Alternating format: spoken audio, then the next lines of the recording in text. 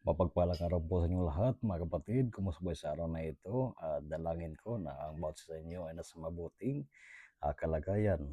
Ngayon po ay nasa araw tayo ng Martes, January 28, 2025. Pagdiriwan simbahan ang memorial ni Saint Thomas Aquinas.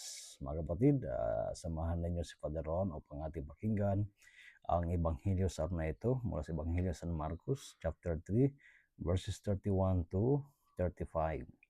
The mother of Jesus and his brothers arrived at the house. Standing outside, they sent word to Jesus and called him. A crowd seated around him told him, "Your mother and your brothers and your sisters are outside asking for you." But he said to them, reply, "Who are my mother and my brothers?" And looking around at those seated at the circle, he said, "Here are my mother and my brothers. For whoever does the will of God is my brother and sister and mother."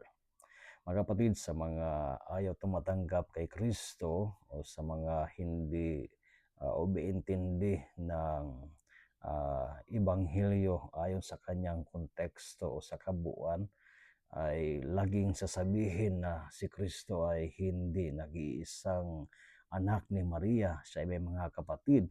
Si Maria ay hindi tunay na berhen.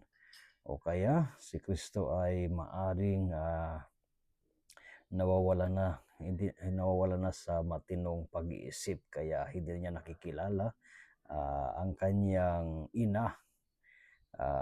Parang nalilipasan na siya ng gutom. So ganun ang mangyayari sa mga those who are against Jesus.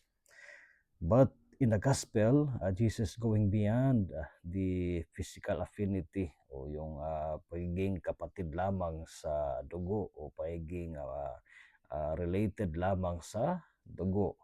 Na si Kristo bigyan ng pansin sa ating ebanghelyo yung pagiging tunay na mga kabahagi ng pamilyang Diyos. If you want to be members of God's family, sabi ni Kristo, for whoever does the will of God is my brother, sister, and mother. So let us do our best to live our life every day doing the will of God. So again, a blessed day to all, and may the Lord may protect you and your family. And of course, rest assured on my prayers for each one of you. God bless you and have a blessed day.